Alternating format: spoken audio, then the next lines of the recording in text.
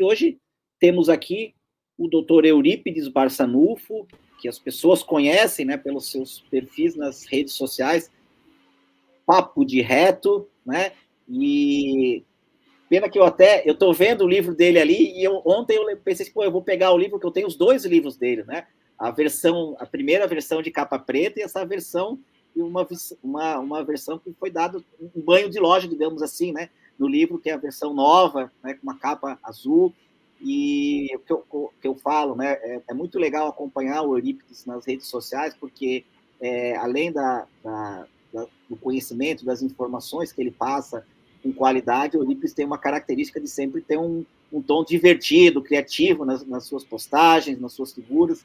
E o Eurípides, né, vai falar um pouquinho mais, né, para apresentar. O Eurípides é médico, né, cirurgião, trabalha muito, né, com cirurgia intestinal, com colonoscopia, e o objetivo, assim, principal, né, claro que a gente vai falar de uma maneira mais ampla do transplante de fezes, mas o objetivo hoje muito é explorar essa experiência do Eurípides com o procedimento médico, né, de aplicação do transplante de fezes.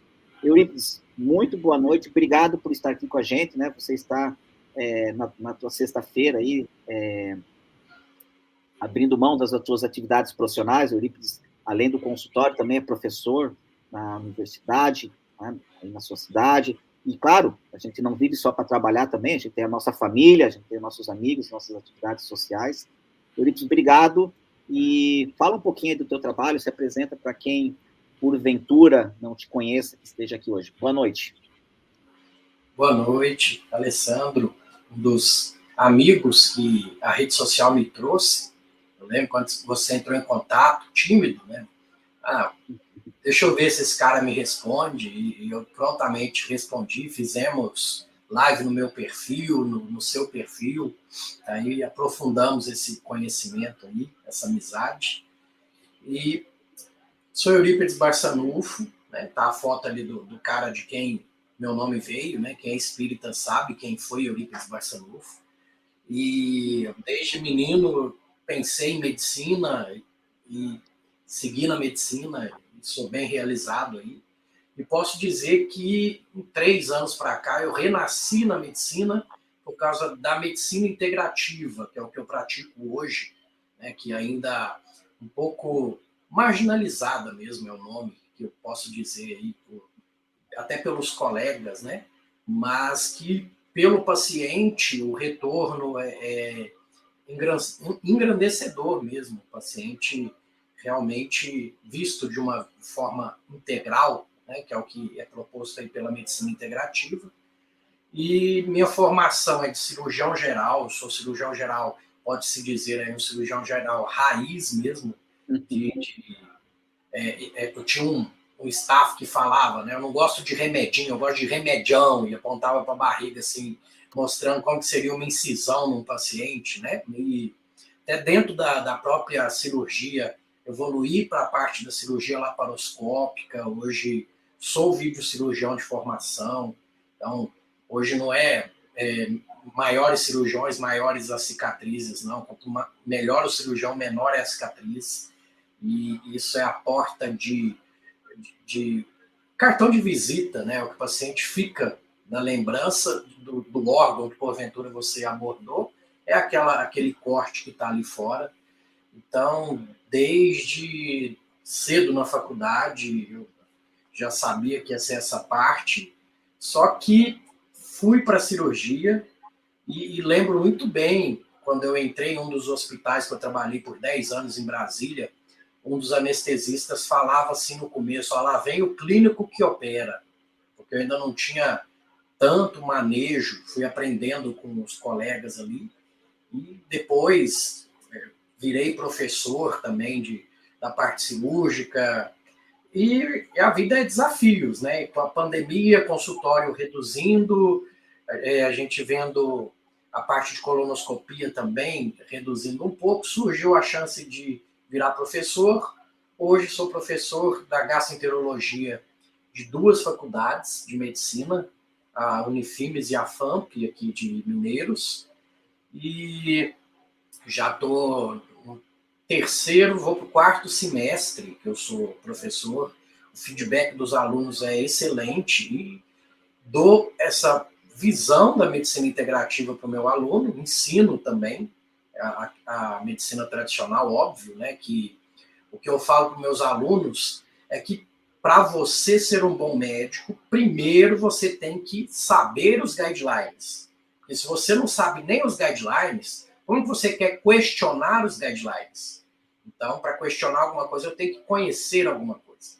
Então, eu passo essa visão para meus alunos e é isso que você disse. O Papo de Reto nasceu algo bem humorado, com o intuito de divulgar a prevenção do terceiro, hoje já segundo, na época era o terceiro, câncer que mais acomete tanto homens quanto mulheres, que é o câncer coloretal.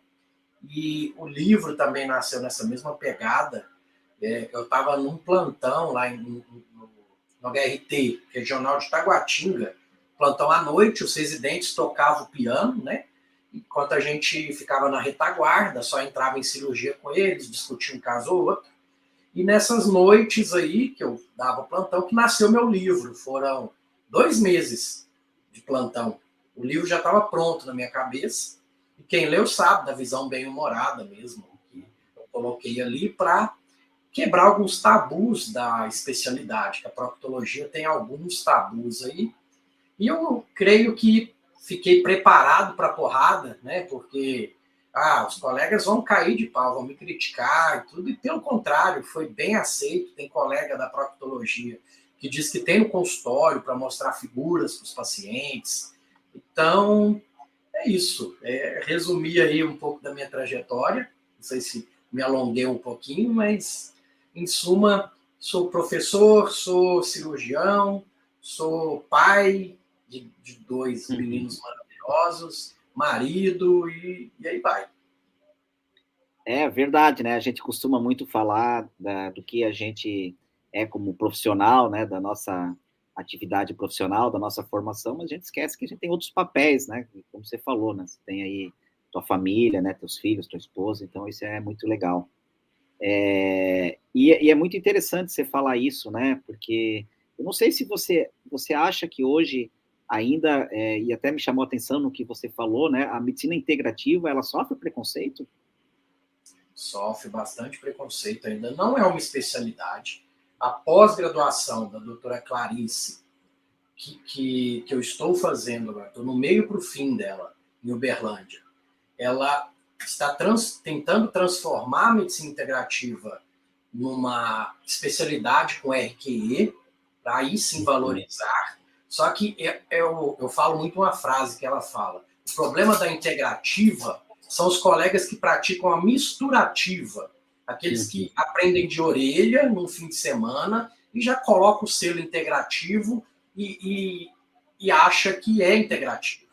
Então isso acaba colocando um monte de muito boa gente num balaio que o selo é charlatão.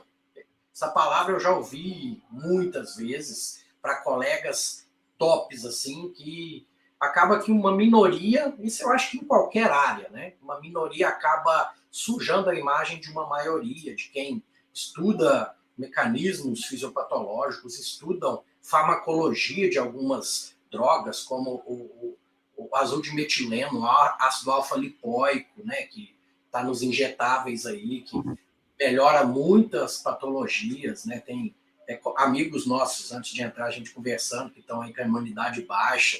Seria top, né, tomar esse soro para melhorar. Mas aí você fala isso, já vem um colega que nunca leu uma linha sobre a molécula do ácido alfa-lipóico, por exemplo, e te chama de charlatão. Aí você tem que... tudo bem, né? Aí acaba que a gente não pode divulgar, não pode falar muito sobre isso. E acaba que os resultados falam por si, né, Alessandro? O consultório aí dos grandes da medicina integrativa, né, que eu posso falar do Sorrentino, da própria doutora Clarissa, Baracate, o consultório deles está lotado.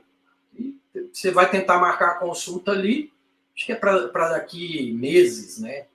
Então, a doutora Denise de Carvalho também, né? Minha mestra também, eu fiz a pós-graduação de gastroenterologia funcional com ela, e hoje eu me coloco no selo da gastroenterologia funcional de pós-graduado por conta dela. que também foi um divisor de águas em minha vida, né? Tem vários que a gente tem que separar o joio do trigo, sim. Uma coisa que eu falo para o paciente é sempre questionar. E se você me apertar como profissional, eu sair pela tangente, então peraí, vamos pôr na balança aí se realmente isso que esse profissional está me vendendo realmente é uma verdade, né?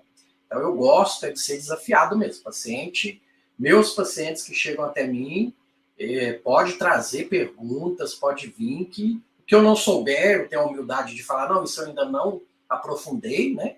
Tanto que, por exemplo, tem muita gente querendo fazer emagrecimento comigo, fazer reposição hormonal. Eu não me sinto apto ainda, apesar de estudar bastante isso, de começar a colocar isso na minha clínica. Mas o futuro a Deus pertence, né? Vou estudando, assim que eu sentir que eu tenho essa habilidade, eu vou começar a fazer. Igual a modulação intestinal. Até 2 anos atrás, eu não sabia o que era isso. Hoje, eu posso falar em alto e bom tom, igual o querido Murilo Pereira, que eu pratico modulação intestinal. Então, é estudar, gente. Eu não paro de estudar. Estudo a vida inteira. E eu costumo falar que, quando eu era jovem, eu tinha uma certa dificuldade de aprendizado, né? Talvez um TDAH, não dá. Mas você é jovem ainda, né? Estou com 41, né? Mas quando eu, lá na escola, nos primários da vida aí, eu tinha que ler 2, 3, 4 vezes para tirar a mesma nota que os coleguinhas, né? Tirar 8, tirar 7, 8, era mediano. E de ter que estudar mais que o normal, isso virou um hobby, um hábito. Hoje eu gosto disso, estudo a mais e aproveito, né, a mão de obra que eu tenho aqui, meus alunos de medicina têm que fazer uma TCC para terminar o curso de medicina, e eu passo temas que eu tenho curiosidade de aprofundar e às vezes não consigo por tempo. Então já fizeram TCC, inclusive de transplante de fezes, que ficou excelente a TCC dos meninos. Eles vão, a TCC 1, se primeiro é só tipo um levantamento bibliográfico, né? Monta o projeto, mas eu gosto que eles já deixem praticamente pronto para TCC 2, só sintonia fina. Até mandei para você e para o Bruno Zilber, né? O trabalho dos meninos. E ficou muito top, uma história, né? Desde a China antiga se faz o uso da sopa amarela, eles chamam de sopa amarela, já é o transplante de fezes que era feito, né? O pessoal do deserto aí usa fezes do camelo para quem está com alguma desinteria.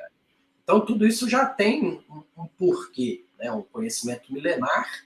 E aproveitei também que tem os 2 amigos que são entusiastas, né? Você e o Bruno Zilber, e fiz a TCC de conclusão de curso da minha medicina integrativa, da pós da doutora Clarissa, foi transplante fecal também. Então, estou aprofundando no tema, igual você falou antes, ainda não aplico, mas tem vários pacientes que eu sei que, se eu aplicasse, eu teria um sucesso muito grande.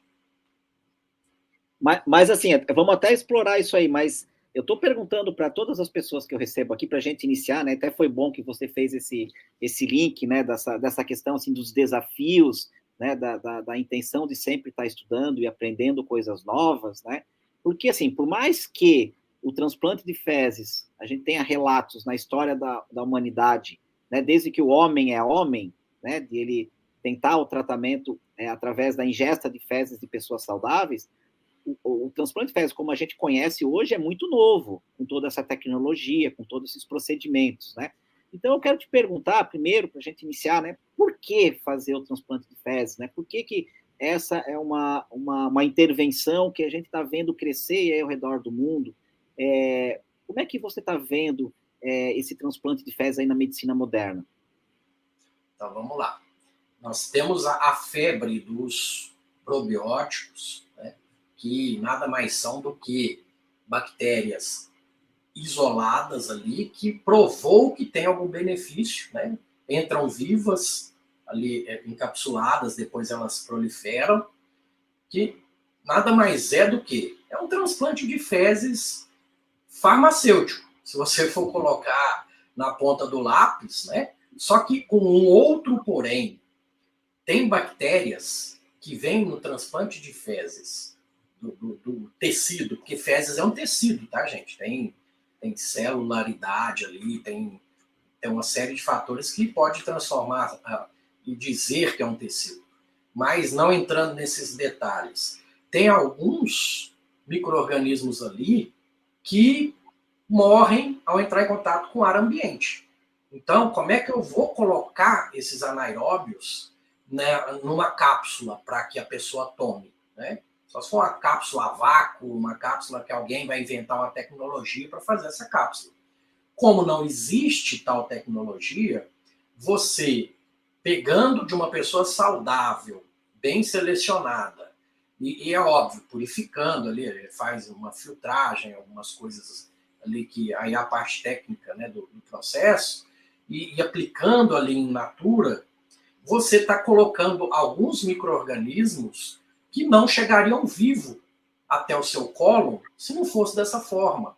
Então, vamos dizer, se você pensar no mecanismo da coisa, ainda a gente tem que estudar quais são esses micro-organismos que estão vindo nesse tecido que está sendo implantado, tá? Porque, quem discordar que é um tecido, me fala qual é a diferença, né, das fezes com sangue. Tecido também, né? Então, vem micro-organismos ali que não vão vir num comprimido. Então, eu acho que está aí uma lacuna que tem que ser resolvida se a indústria não chegar a essa lacuna e descobrir o que tem naquela fração ali que eu não consigo investigar sem ser pelos testes de microbiota que existem hoje em dia, mas aquilo ali já vê o DNA, o material genético, então o bichinho já morreu, vamos dizer assim. Então, vai ficar a lacuna. E eu acho que não vai ser tão cedo. Vão resolver essa lacuna, por isso que tem espaço para transplante de fezes em algumas patologias, né, que a gente até vai pincelar algumas delas. E você falou assim que você tem estudado bastante, né? Você tem se interessado por esse tema, mas que você não aplica ainda na tua prática clínica, né? Por quê? Né? Quais seriam assim as objeções que você, poxa, eu não estou usando isso ainda, porque quais seriam os motivos, né, que você não tem utilizado essa ferramenta que você mesmo está colocando, né, que ela pode ser útil em algumas condições? Vamos lá, eu acho que um dos poréns aí é a seleção do doador, que hoje em dia está muito amador o negócio. Um primo saudável, um parente saudável. Os grandes centros hoje em dia, aqui no Brasil, não tem isso protocolado. Eles fazem aquele básico, igual para um exame de sangue, e pronto, você está apto para receber aquilo ali. Mas tem alguns micro-organismos, que aí sim patogênicos, que pode estar passando batido nessa brincadeira aí. Então, segurança biológica é um dos fatores. Um outro fator que a gente pode pensar é questão técnica. Por quê? Já para mim não é tanto problema, porque essa bactéria tem que chegar viva no seco. Eu faço colonoscopia. Então, para mim, ia ser tranquilo se chegasse para mim de algum banco de fezes específico. Ó, tá aqui no banco de fezes, tá top, foi testado, é um cocô plus, tá top aqui, pode aplicar. Eu chego no seco desse paciente, na válvula iliocecal ali, por dentro do colonoscópio eu tenho um canal de trabalho, eu conecto, como se fosse um sorinho mesmo, esvazio aquilo ali dentro do seco do paciente, que já foi previamente limpo para fazer a colonoscopia, que é o que eu costumo brincar com o paciente, que eu já dei um Ctrl-Alt-Del nesse intestino e estou reiniciando uma programação nova. Então, até a questão da implantação, né? Já estou colocando em locus. O probiótico que vai pela boca, ele vai ter que descer até chegar lá, né? Não sei se existe trabalho que mostra o quanto chega, se chega, né? Quando que eclode aquele ovinho da bactéria ali, né? Aquele cistozinho ali antes dela, à medida que ela vai descendo e o ambiente vai ficando mais favorável, até no curso de vocês mesmo, que eu eu vi o querido Bruno Silber falando disso, né? Eu estava falando para ele hoje, cada aula dele é um show, e ele é um dos que eu falo que toda vez que eu assisto ele, eu aprendo umas 3, 4, 5 coisas aí diferentes. Por isso que, quando tiver curso dele, eu estou pegando, estou fazendo também. Mas, em suma, eu acho que é logística o problema maior para a gente conseguir, porque cliente para isso, ainda mais eu que pratico modulação intestinal, eu tenho vários que eu olho e falo, nossa, esse cara, se eu desse aquele Ctrl-Alt-Del que eu já falei aí, né, eu acho que para ele, depois, porque assim, aí entra aquilo que a gente conversou, o povo busca muito pílula mágica. Sim. Talvez, nesse contexto de pílula mágica, ajuda por um tempo para dar esse Ctrl-Alt-Del, mas nós temos a assinatura da nossa microbiota. Se essa pessoa não aproveitar esse Ctrl-Alt-Del para mudar hábitos, né, ela volta a ser o que era antes. Isso é batata, né? Isso, todos os estudos que eu tenho lido fala que, a longo prazo, acho que só a do tratamento do Clostridium difficile, que já chega a 4 anos de um paciente zerado, sem sintoma. Os demais, por você reinserir esse paciente no mesmo contexto, aí eu posso falar para você o contexto do aquário, que é o que a medicina integrativa fala para a gente. Que é bem simples, né? Para o público leigo, tem alguns leigos que estão ouvindo a gente. Se eu pego um peixe que está no aquário podre, poluído, e ele tem um tumorzinho ali na pele dele, eu vou e corto esse tumor, devolvo ele para o mesmo aquário. Você acha que adiantou? Acho que o problema volta, né? Então, se a pessoa não entender isso, né, que a epigenética é o que manda, na verdade, que é o estímulo do meio, você pode fazer transplante de fezes, pode fazer terapia gênica com CRISPR, fazer o que você quiser, que devolvendo para o ambiente, aquilo ali volta.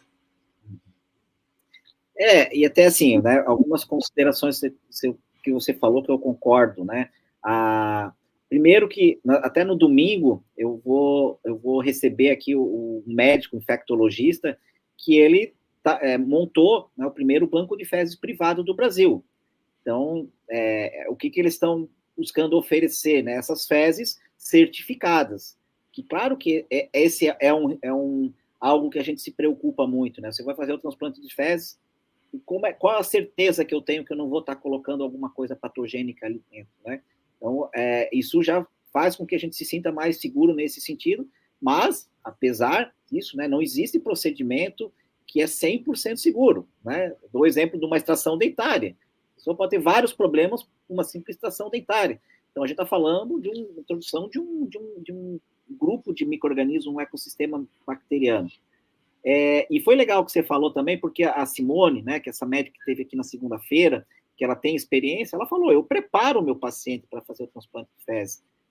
Porque eu deixo muito claro para eles, olha, isso aqui vai impulsionar o teu tratamento, isso aqui vai te ajudar, mas assim, a gente precisa mudar tais condições, tais hábitos de vida, alimentação, sono, né, manejo do estresse, né, atividade física, porque senão não tem jeito, vai ter uma melhora inicial e vai voltar, né? Então, acho que isso é muito importante que você colocou, porque, infelizmente, as pessoas, né, de uma maneira geral, buscam a pílula mágica, o procedimento mágico, né? Eu quero emagrecer, vou fazer uma lipo, vou fazer, né, uma cirurgia bariátrica, eu estou com depressão, vou tomar um antidepressivo, né? Que é a maneira mais simples de você, entre aspas, né, resolver um problema. A gente sabe que não resolve o problema, né? Então, eu acho que isso é importante que as pessoas tenham ciência, né, porque a gente sabe que esse mercado é um mercado muito grande, que vai crescer bastante no Brasil, ele já é grande lá fora, e que a gente tem medo que seja vendido o tratamento mágico, né? E não existe. Se a pessoa não tiver certos hábitos, né? Isso, mas isso, Alessandra, é em todas as áreas. O problema é o asco, o medo, o estigma que tem a questão do cocô, né? O pessoal, já desde pequeno, já cria esse estigma. E o que acaba acontecendo? E teve transplantes fecais, né, que aconteceu sepse, acho que foi 1 em não sei quantos mil, e Uhum. o pessoal frisa aquele 1. Isso Sim. em qualquer área. Isso volto naquilo que a gente falou da medicina integrativa, né? Às vezes teve um que foi na misturativa e aconteceu alguma coisa, porque fizeram um tratamento sem embasamento. Ah, ozônio para todo mundo. Ah, vou te dar um exemplo do ozônio, que não é tão inócuo assim. Um médico até, não vou dar nomes nem nada, ele tinha acabado de fazer uma ponte safena, foi num curso desses de fim de semana, e o pessoal estava instilando ozônio retal. Ah, quem que quer? Ah, eu quero. Sem ver como é que está o sistema redox desse paciente, né, o sistema oxidativo. E ele fez e falou, cara, eu estou sentindo um mal-estar aqui. Falei, não, pode ser uma reação leve aí ao procedimento. Deita ali um pouquinho e tal.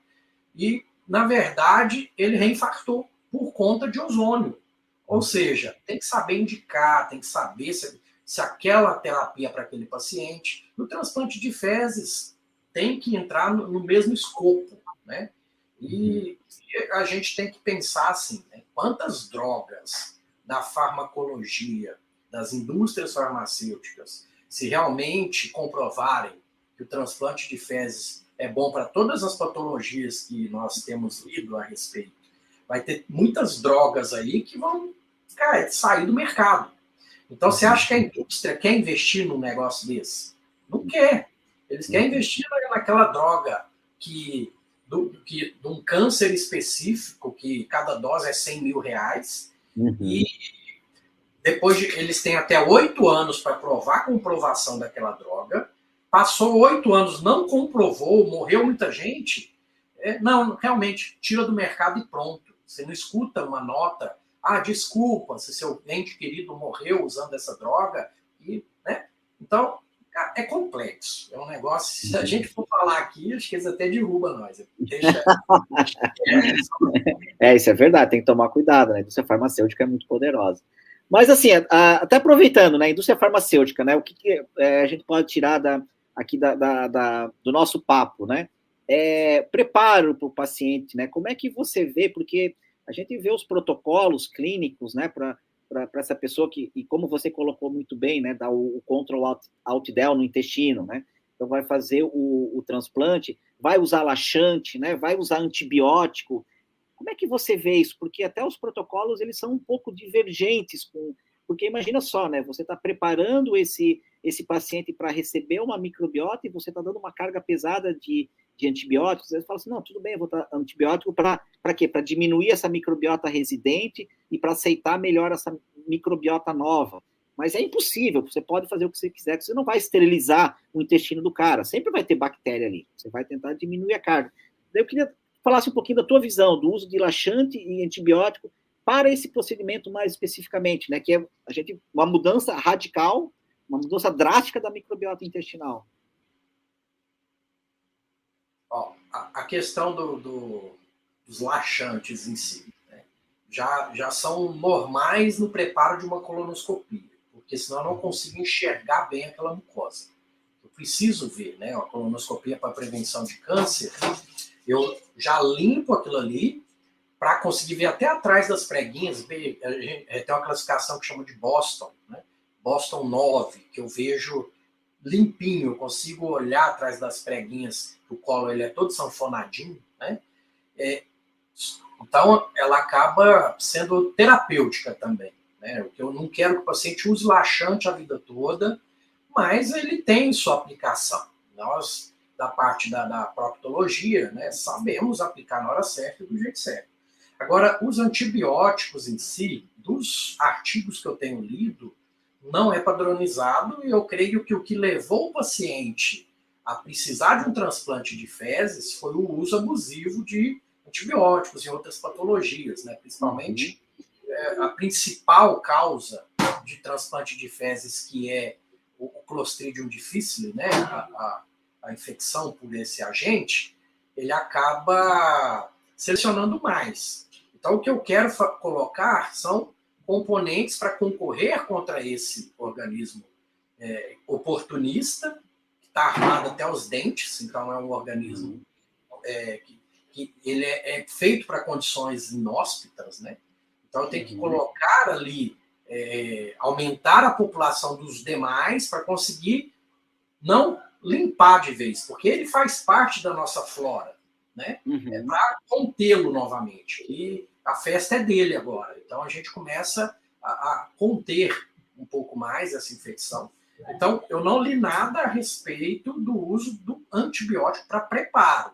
Se estão fazendo dessa forma, né, protocolo da pessoa, não tem na literatura isso, e eu acho que não faz sentido. Esse é um dos grandes problemas, né, Eurípides? Assim, a gente não tem nada regulamentado, uma normativa, diz, olha, tem que fazer assim. O guideline, o protocolo é assim, por causa disso, né? E baseado, obviamente, em evidências científicas, né? E quando a gente não tem isso, porque, por exemplo, aqui no Brasil, o Ministério da Saúde autoriza o transplante de fezes, né? Que você falou que a evidência clínica que já tem resultados muito bem comprovados, que é para tratamento da infecção pelo Clostridium difficile, que não responde bem aos métodos tradicionais, né, principalmente o uso de antibiótico tradicional nesses casos. Então, isso já está muito bem documentado, né, isso não se discute. Mas ele não fala, tá, tudo bem, a gente deixa você fazer o transplante de fezes, mas você precisa fazer dessa forma aqui, né? Então, acaba sendo uma terra de ninguém. Exatamente como você falou, até da seleção de doadores. Ah, eu vou chamar esse aqui porque ele é meu amigo, pô, acho que ele nunca fica doente, o cara é magrinho, ele joga toda semana o futebolzinho dele, o cara é saudável, né? Qual é o critério que você está utilizando, né? E é muito complicado, porque para você atestar, você só pode atestar a saúde de uma pessoa que você tenha algum contato, algum conhecimento, né? Então já tem também um vínculo emocional. Então, isso é complicado. Então, desde a seleção do doador, até o preparo das fezes, a forma de aplicação dessas fezes, né? O que tem que ser feito com esse paciente antes do transplante de fezes, que é exatamente isso que a gente está falando agora, né? E no caso que você comentou, né, daqueles 2 pacientes que ficaram, que denegriram muito a imagem, né, do transplante de fezes, que foram, inclusive, um artigo publicado no New England, né, que é um dos periódicos médicos mais respeitados, sem dúvida nenhuma, né? Pessoas que fizeram uso de antibiótico e tiveram infecção grave por bactéria multiresistente. Mas, ora, o próprio uso de antibiótico prévio vai selecionar essas bactérias, porque ela é bactéria multiresistente, aquele antibiótico não vai destruir, matar essa bactéria, né? Então, acabou selecionando, e aí colocou a culpa no transplante, mas também o laboratório que preparou essas amostras não pesquisou se aquele paciente, o doador estava colonizado por essas bactérias. Então, assim, não é que o procedimento não funciona, ele teve um problema operacional ali, né, na hora de fazer essa triagem de doadores. E eu também vejo que o uso de antibiótico realmente, para mim, é bastante questionável, né, principalmente até antibiótico de amplo espectro, mas a gente vê em algumas normativas internacionais essa recomendação. E até por isso eu queria ouvir a tua opinião, né? Eu que lido com... que eu ainda sou da rede pública lá de Brasília, né? Eu sou concursado lá ainda. E nós estamos inseridos no hospital que faz muitas cirurgias eletivas da rede pública. E é um hospital que tem 4 UTIs. Então, a gente pega paciente extremamente colonizado, né? KPC positivo. Então, isso aí assusta, né? Você ficar usando antibiótico para zerar bactérias intestinais para fazer um transplante de fezes, será que você também não está selecionando um pouquinho essas bactérias multiresistentes? Então, é algo a se pensar. O uso racional dos antibióticos, a CCIHs aí, acho que não ia concordar, né, com contra o altidel biológico com antibiótico, não. Pois é. E uma outra questão, assim, que também é bastante polêmica, né, e eu acho que você pode dar uma opinião muito bem embasada, é a questão da forma de aplicação desse material, né, porque a gente tem, basicamente, a via através de sonda nasogástrica, né, a própria cápsula de fezes e através de colonoscopia, né.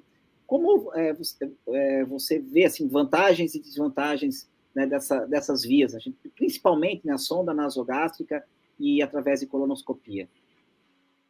Vamos lá. É até engraçado isso, porque quando eu comecei a mexer com o papo de reto, eu estava fazendo o Murilo Pereira, modulação intestinal Murilo Pereira, o 1, né? E aquilo ali estava me pondo um monte de pulgas atrás da orelha, de coisas que, é óbvio, não vi na faculdade. E passou um tempo, né, eu tive a honra do Dr. Baracate começar a seguir o papo de reto. Aí eu tinha uma curiosidade, né? Eu falei, cara, e se eu pegasse o colonoscópio, aproveitasse que aquele cólon estava limpo, eu ainda nem sabia de transplante de fezes, pra você ter noção, e estilasse um probiótico ali naquele seco. Será que ia ter alguma vantagem, né? Aí eu mandei essa pergunta no direct dele, né? Aí ele, aquela voz rouca dele, ele mandou um áudio para mim. Meu querido, papo de reto, muito, muito legal o rumo que essa sua medicina está tomando. E aqui no Instituto a gente instila via retal, né? E o probiótico via retal, temos bons resultados, tudo e tal. Aquilo ficou uma pulga, né, atrás da orelha, porque a nossa grande população é no seco, é no cólon do lado direito, né? Se você instilar só no reto, será que vai ajudar, vai colonizar? É óbvio que é um tubo que se comunica, né? Mas eu pensei que se eu instilasse direto ali no seco, eu ia ter um resultado muito melhor. E lendo sobre estudos de transplante fecal, a maioria pesa para o realizado por colonoscopia, como os que mostram resultados mais duradouros, até nas indicações que já existem, né? Até 4 anos ou mais, o via colonoscopia ganha. O via sonda nasoentérica, tá? Que o paciente vai, ele não é sedado, passa uma sonda, tipo de alimentação, que é colocada depois do duodeno. Se você não posiciona muito bem aquilo ali vai instilar fezes no estômago da pessoa, a pessoa vai ver aquele canudinho no nariz dela entrando com coloração de fezes, pode dar mais náusea, mais vômitos. Por via endoscópica, se você vai fazer uma endoscopia para colocar abaixo do piloro, eles falam nos estudos sobre a sedação, tem que sedar o paciente para fazer o procedimento. Então, em termos de comodidade, as cápsulas ainda ganham. Né? Em termos de implantação, a colonoscopia ainda ganha. Só que a colonoscopia, aí alguns estudos falam, mas é um procedimento muito invasivo, tem risco de perfuração. Aí eu já falo a favor de um dos meus ganha-pão, né, da colonoscopia. Na mão de um colonoscopista experiente, o risco de perfuração é 0,05. Tá? É baixíssimo. Tá? Qualquer procedimento tem seu risco, igual você mesmo falou aí.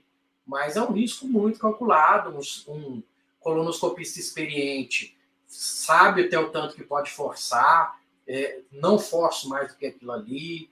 O paciente pode ter uma aderência que pode prejudicar a passagem do aparelho. Um colonoscopista experiente já não interrompe por aqui mesmo.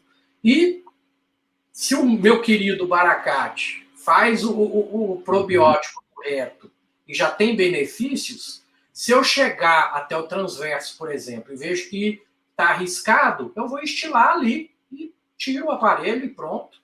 Então, eu acho que em termos de vantagens, a colonoscopia ainda ganha. E como é que é esse procedimento, né? Por exemplo, assim, existe algum volume que é padronizado para ser aplicado?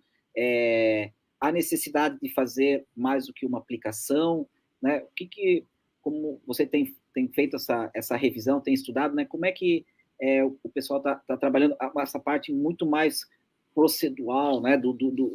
Da colonoscopia em si?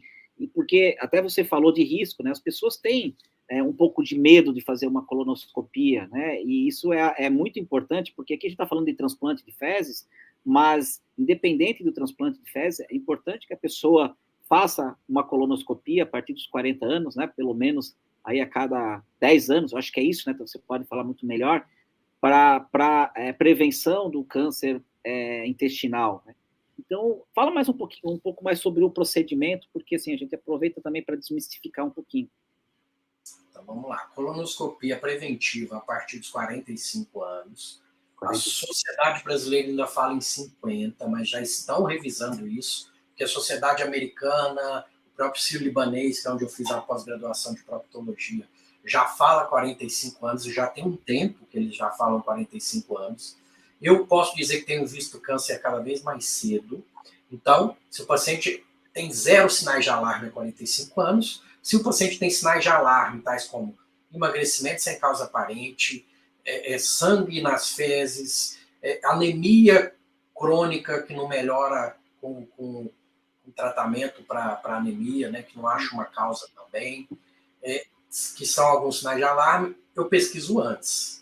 Se não tiver sinais de alarme a partir de 45, se tiver um parente de primeiro grau que teve ele jovem abaixo de 45, então, se sua mãe, por exemplo, descobriu câncer de cólon aos 35, todos os parentes de primeiro grau dela, a partir dos 25, eu tiro 10 anos, e a partir dos 25 anos, todo mundo tem que fazer uma colonoscopia preventiva, tendo sintomas ou não.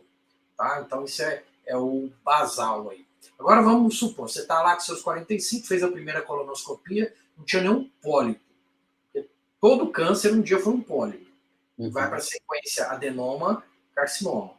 Tá? Isso demora de 5 a 10 anos. Geralmente 10 anos. Por isso esse intervalo que a gente fala. 10 anos. Então, se você fez e não tem nem pólipo, você, dependendo do seu histórico, você pode ficar entre 5 a 10 anos sem fazer um novo exame. Não é igual da próstata, que você tem que ter um urologista para chamar de seu e anual consultar com esse urologista.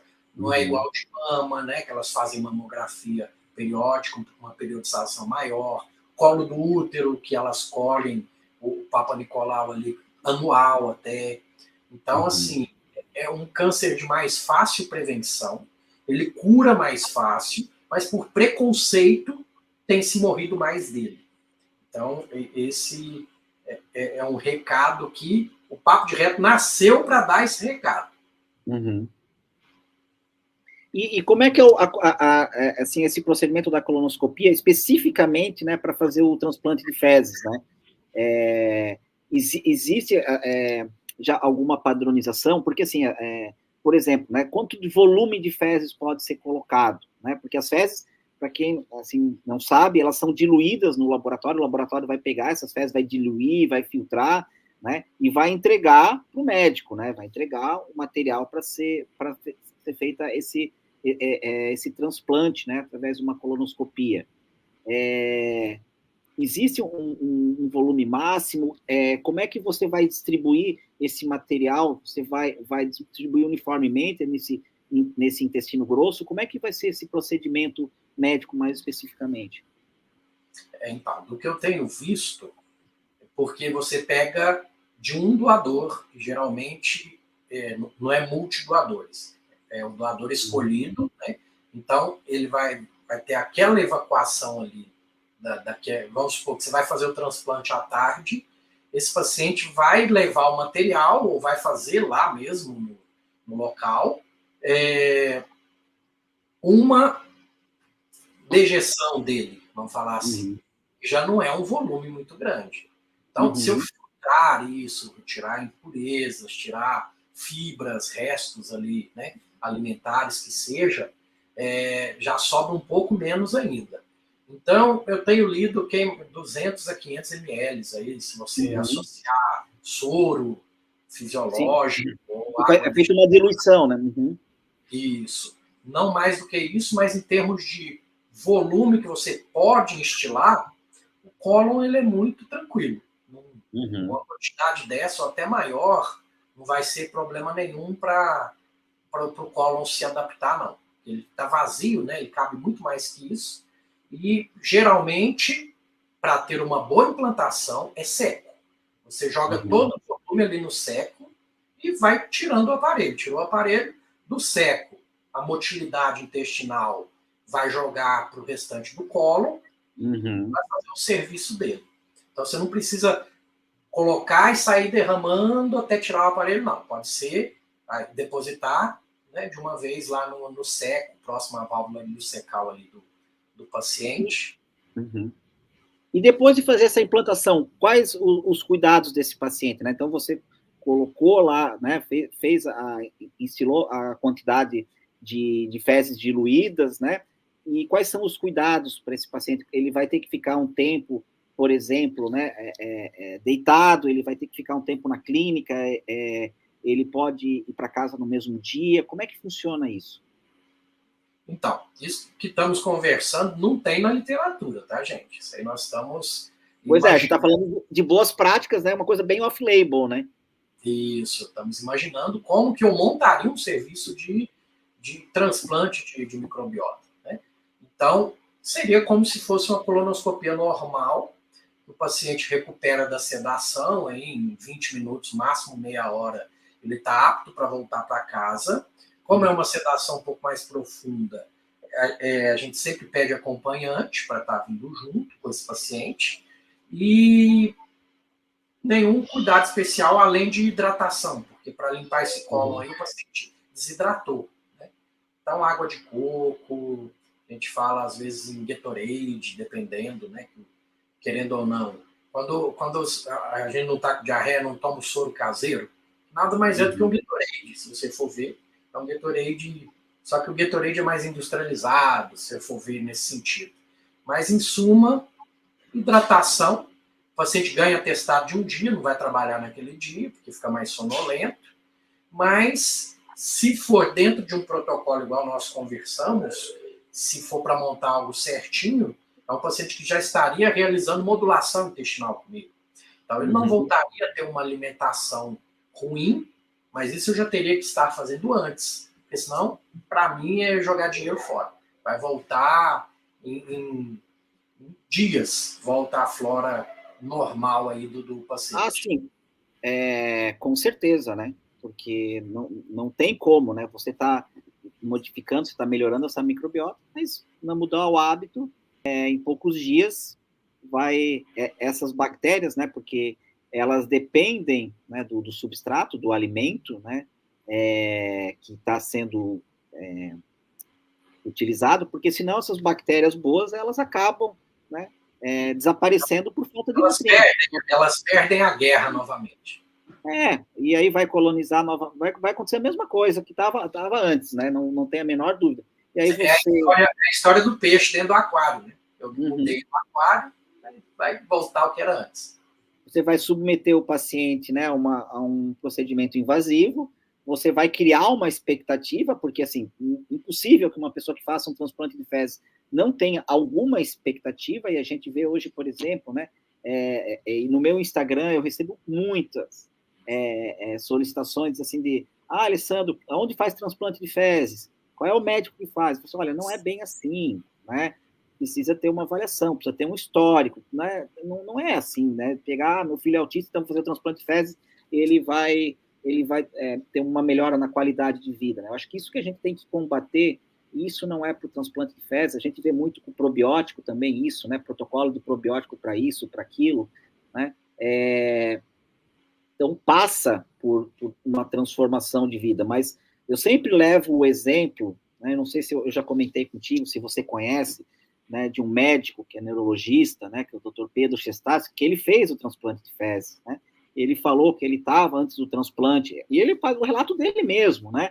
E eu sempre brinco, porque assim, se a gente duvidar, né, de um médico neurologista, professor da Universidade Federal do Rio Grande do Sul, que é uma das maiores universidades do Brasil, um pós-doutorado em Harvard, né? Será que ele não sabe o que ele está fazendo com o próprio corpo dele, né? Porque assim, eu vou prescrever para o meu paciente, aí vou ver o que vai acontecer, né? Ele falou que ele estava pré-diabético, resistência periférica à insulina, não dormia bem, comia mal, ele não conseguia se alimentar bem, né? Porque ele estava naquele círculo vicioso, né? Da comida industrializada, né? Da falta de atividade física, né? Do estresse crônico. E eles que depois que ele fez o transplante de fezes, foi uma forma de, com esse control alt del que você falou, de reiniciar o sistema operacional dele, ele reiniciar e começar com hábitos saudáveis. Ele se sentiu mais apto, né, a praticar uma atividade física, e daí ele comia melhor, dormia melhor, ficava menos estressado, e aí entra o que a gente chama, né, daquele círculo virtuoso. Uma coisa vai melhorando a outra. Então, ele falou assim, eu precisei dar esse choque no meu intestino, digamos assim, né, dessa mudança drástica para melhorar minha qualidade de vida. E agora, assim, não tem mais volta, né, porque agora eu já não consigo, né, ele mudou completamente os hábitos alimentares dele, eu já não consigo mais comer o que eu comia anteriormente, né. Então, eu acho que isso é muito legal, e talvez isso, né, que seja a grande questão, né, do transplante de fezes, que possa ajudar as pessoas, né. Eu acho que essa é a grande conclusão, e que a gente acaba chegando quando a gente está conversando com os profissionais aqui, que, claro, precisa de uma avaliação, sem dúvida nenhuma, uma avaliação clínica criteriosa, para verificar se realmente esse procedimento é necessário para aquele paciente, porque cada paciente é diferente, e a pessoa precisa fazer sua parte, né? Porque você é um excelente médico, mas você vai fazer uma avaliação clínica, você vai prescrever um tratamento, você vai prescrever um suplemento, vai ter um nutricionista que vai prescrever uma dieta maravilhosa para esse paciente, mas se ele não fizer a parte dele, pode ter Eurípides, pode ter Dr. Baracate, pode ter qualquer médico, qualquer nutricionista, por melhor que seja, não vai resolver, né? Então, a pessoa tem que estar ciente disso, né? E paciente que não tem fórmula mágica, né? Não tem... É importante você falar isso, Alessandro, porque vou falar algo para você aqui em primeira mão. Estou abrindo minha clínica de medicina integrativa, vai ser aqui em Mineiros, ainda está na parte de reforma, uma série de coisas, mas já entrei com nome, já entrei com alguns detalhes aí, mas a primeira coisa que eu fiz, até por orientação da doutora Clarissa, é contratar um consultório de advocacia, que aí eu contratei, que é o mesmo da Denise de Carvalho, né, que já trabalhou com o Sorrentino também, que é a Palova, o consultório da Palova, e porque o que a gente vende para o paciente, querendo ou não, é uma venda, né? Eu estou vendendo uma solução para um problema dele. Sim. O paciente pode ficar frustrado se, dependendo do jeito que eu vender. Então, tudo aí entra um termo de consentimento, que o paciente vai ler, vai assinar, e lá está escrito até de possíveis complicações. Eu tenho um termo de consentimento de colonoscopia que fala em morte lá no final. Você pode ter isso em morte. Tem paciente que leu e falou, doutor, não vou fazer esse exame. Beleza? Tchau, tchau. Então, assinou, foi embora, ou não assinou, sem assinar eu não faço. Então, assim, eu estou fazendo a coisa do jeito mais correto possível, porque é um contrato de prestação de serviço, de qualquer forma, né? Só que envolve saúde, envolve vida. E essa questão da responsabilidade, igual você está falando, hoje em dia eu durmo tão tranquilo no meu travesseiro, porque o meu paciente sabe que... Até estava conversando com a Jamila, que você conhece a Jamila, que é a Nutri, que a maioria dos meus pacientes está com ela, que tem alguns pacientes que ela fala, mas esse não se empenha, esse e tal, ela ainda sua um pouquinho, né? Aí eu falei, Jamila, sua parte você fez, você também não vai conseguir mudar a cabeça do cara, ela 60% é ele, 40% é a gente, né, Eurípides? Eu falei, não, Jamila, 90% é ele, 10% é a gente. Eu ele tem que estar 100% empenhado, porque senão vai ficar pulando de médico em médico, vai ficar pulando de terapia em terapia e não vai ter sucesso. E ele quer alguém para pôr a culpa. Então, blindando, fechando, e com certeza no futuro próximo eu quero fazer essa clínica virar um centro de referência em transplante de fezes, por que não?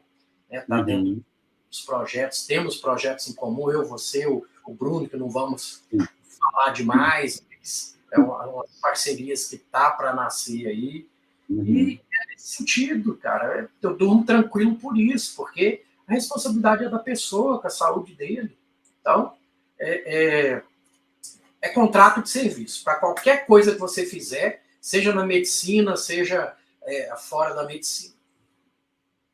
Não, eu concordo com você, eu acho que isso é muito importante, a pessoa tem que estar ciente, né, ela não pode terceirizar a sua saúde para né, e a gente conhece esses profissionais, são extremamente capacitados, mas eles não vão resolver o problema se a pessoa não tiver, né, consciente desse 90% que você falou, que eu concordo com você, eu acho que é muito mais do que 60%, né, eu acho que... Já teve paciente, Alessandro, que falou de boca cheia, já fui na Denise, já fui no Baracato, já fui, e agora você é minha última esperança. Aí eu já jogo um balde de água fria e falo, cara, será que o problema está nos profissionais ou em você? Com certeza. Então... Mas é mais fácil, né? Eu fui lá no médico tal, paguei X reais, né, uma conta muito alta, fiz um investimento muito alto, mas nem o cara resolveu. Mas, como você falou, será que o problema é dele mesmo, né? E é mais fácil você dizer isso, né? Mas eu fui lá, eu paguei, né? E ele não resolveu o meu problema, né? Mas, enfim, né? Essa é uma conscientização que é muito importante, porque senão, né, ninguém melhor, e isso até, voltando a falar aqui do Pedro, né? O médico é um parceiro da saúde, né? Um consultor da saúde. Ele não é responsável pela saúde do paciente, né? Ele vai orientar esse paciente, vai dar diretrizes, né? Para esse paciente ter a sua melhora desejada, mas quem vai efetivamente fazer aquilo acontecer é a pessoa, né? Isso é indiscutível. Mas, assim, para a gente, isso é claro, né? Mas imagino que, muitas vezes, para você que tem o contato direto com o paciente, né? Com o médico, o nutricionista, isso às vezes possa ser frustrante. Por quê? Porque a pessoa vai acabar responsabilizando você. Poxa, estou consultando ali com o Eurípides, ele não está resolvendo o meu problema, né? Então, é complicado isso. E deixar claro para o pessoal, estamos falando nomes, são nomes públicos, são pessoas que falam tudo isso na rede social deles, e são pessoas que admiramos muito também, né? Não, com certeza. E assim, até eu estou citando aqui o Pedro, o transplante, porque ele fala na rede social dele, deu depoimento lá no meu livro, então isso é público, né? A gente não está aqui falando de forma pejorativa, muito pelo contrário, né? O Pedro é um amigo que eu tenho, que eu admiro muito, né? Conheço ele bem, conheço a família dele, já fui no consultório dele, enfim, né? Isso é até importante você falar, porque às vezes a pessoa pega um contexto, uma parte da nossa fala, né? Faz o tal dos cortes, né? E fora de um contexto. Mas faz o CRISPR de forma errada. Mas, Eurípides, eu queria te agradecer, né? A gente já está aqui em 9h05, né? A gente tinha combinado de conversar aí até 9 horas.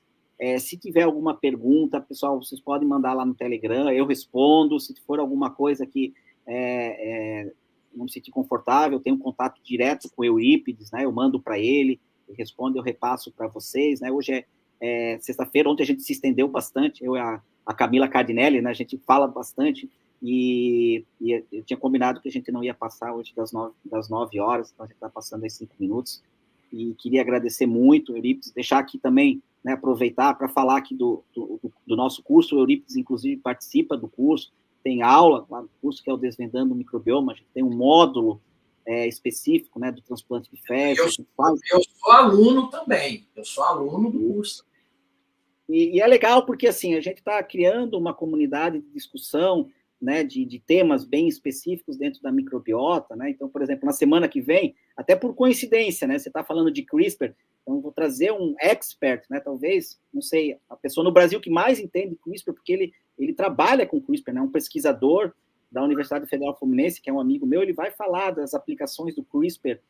Para quem não sabe o que é CRISPR, né, é um mecanismo de edição gênica, ou seja, como a gente modifica os nossos genes, e esse mecanismo é oriundo das bactérias, né? O CRISPR, na verdade, ele é conhecido como sistema imune das bactérias, que é como as bactérias modificam o gene dos vírus que vão infectar essas bactérias. Então, é muito legal. Dentro do nosso curso, a gente tem essa oportunidade. Mês que vem, a gente vai ter aula ao vivo com o Pedro Bastos, né, que é uma das pessoas no mundo, sem dúvida nenhuma, que mais entende de inflamação, né? Ele é em português, que a aula dele é excelente.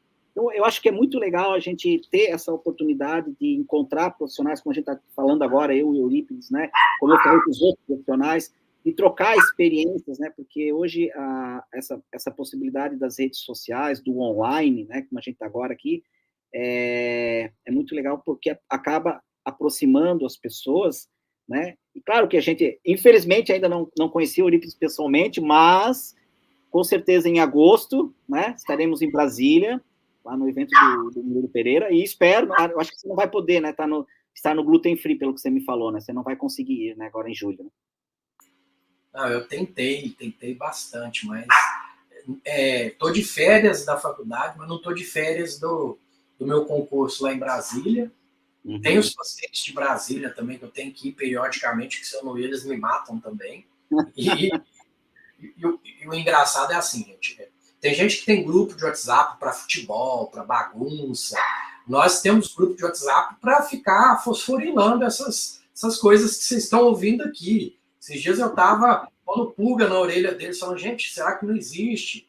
Porque a mitocôndria, ela não foi uma bactéria que entrou e conseguiu ali ficar, fixar, e ela que deu um pulo aí para a nossa evolução na produção de energia. Será que não existem infecções virais da mitocôndria, que agem na mitocôndria? Olha só as coisas que num sábado está eu, o Alessandro e o Bruno.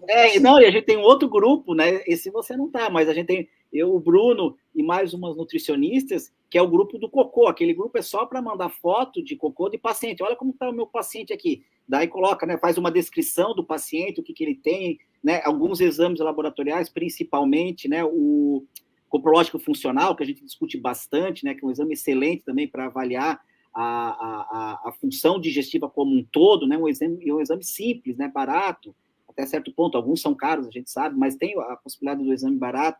E aí, né, foto de cocô aí no sábado à noite, no domingo ao meio-dia, a gente está recebendo foto de cocô, mas é aquilo que a gente gosta, né? Eu acho que é muito legal isso, nunca é trabalho. Fala assim, pô, mas você está trabalhando domingo à tarde? Não, eu não estou trabalhando. Isso é uma coisa que me dá prazer, né? A gente se envolve e gosta do que a gente faz, né? E por isso que nunca é trabalho. Tá aqui com você, pô, não é trabalho, é uma diversão, como se eu estivesse fazendo alguma atividade recreativa, né? O prazer é o mesmo, né? Porque a gente está fazendo algo que a gente gosta, que a gente ama e que está, sem dúvida nenhuma, eu falo por mim, mas eu também tenho certeza, porque eu conheço você, que está muito aliado ao nosso propósito de vida, né? Eu acho que isso é algo muito maior, né? E claro que todo mundo tem, né, os seus objetivos de vida, e até, por que não, né? Até de retorno financeiro, mas isso sempre vai ser uma consequência, né, das nossas ações. A gente nunca visa esse tipo de atividade para ganhar dinheiro, enfim. Isso sempre é uma consequência quando você faz o bem para as pessoas, quando você tem uma atitude positiva, né? Quando você, pela tua dedicação, pelo teu trabalho, você ajuda as pessoas. Eu penso, né? Talvez eu esteja equivocado, que o universo conspira a favor e você ganha, né? Você tem esse retorno de alguma maneira na tua vida, sempre vai ter esse retorno. Não, isso é biologia da crença, meu filho. Isso aí já tem estudos científicos sobre. Eurípides, brigadão, né? Prazer te rever, ótimo te ouvir, aqui aprender contigo, e espero aí, né, que em começo de agosto a gente vai estar junto, vamos ficar aí, acho que uns 3 dias em Brasília, a gente possa conversar, colocar, né, em dia esses nossos papos, esses nossos projetos, que tem alguns que em breve, né, a gente vai poder já comentar e divulgar, mas brigadão por tudo. Queria também desejar um excelente final de semana para você, para sua família, né? E passo aí a palavra para você se despedir do pessoal. Não, eu também sempre sou só gratidão. Cada live que eu venho para falar um pouquinho, eu aprendo bastante junto. Então, nunca é demais. E sempre que você chamar, você sabe que eu vou, não tem... Não conhecemos pessoalmente, mas a amizade já está aí, não tem? Não, com certeza, né? A gente já tem essa afinidade, né? Como se a gente se conhecesse, né? Tantas pessoas, eu conheci, por exemplo, no Gut Brain, esse ano no evento, né? A gente está falando da Camila Cardinelli, eu conheci ela pessoalmente lá, né? E a gente começou a conversar, disse, pô, a gente está se falando pessoalmente pela primeira vez, parece que a gente é amigo há muito tempo, né? Porque a gente conversa, troca figurinha, às vezes eu tenho uma dúvida, questão de metabolômica, eu mando para ela tem uma dúvida da minha área, ela manda para mim, a gente vai conversando, a gente conversa sobre outros assuntos também, além do trabalho, então forma uma amizade legal e você cria essa proximidade, né? Então, acho que isso é legal. E quando você encontra a pessoa pessoalmente, você já conhece muito dela, como se, né, já tivesse esse contato próximo há muito tempo. Mas... O Bruno Zilber eu conheci pessoalmente. Ele veio num evento aqui em Mineiros, que eu fui palestrante também, e aí sim ocorreu esse encontro aí, que parecia também que a gente tinha conversado ontem. Então, na pós-encontro ali, era dois amigos no boteco mesmo. É verdade. Pessoal, também queria agradecer a todos vocês que estão aqui numa sexta-feira à noite, né? E lembrando também as pessoas que estão assistindo aqui depois essa conversa gravada. Obrigado aí pelo apoio. E amanhã, né, sábado, teremos mais uma outra atividade. Amanhã eu vou fazer um resumo, vou pegar os principais highlights, né, do que a gente conversou até então, né, com os vários profissionais. E no domingo a gente vai ter uma live extra que não estava programada, que aconteceu, né, eu conheci essa empresa, que é o Banco de Fezes, eu já conheço, né, o Felipe Tuon, que é o médico responsável, já conheci ele há bastante tempo, mas eu não sabia que ele atuava também nessa área, e como eu fiquei sabendo, eu falei para ele, olha, vamos fazer uma live aí, eu estou fazendo a Semana Transplante de Fezes, vamos conversar para te falar um pouquinho do teu trabalho, o que vocês estão propondo. Então, no domingo, a gente vai ter uma live extra aí nessa Semana de Transplante de Fezes. Vamos encerrar após 6 encontros aqui, às 8 horas, né, de segunda a domingo, menos quarta, que a gente falhou. E obrigado pelo apoio de todos. Obrigado, Eurípides, por estar aqui com a gente. Pessoal, boa noite e um excelente final de semana para todos. Fica com Deus. Até mais.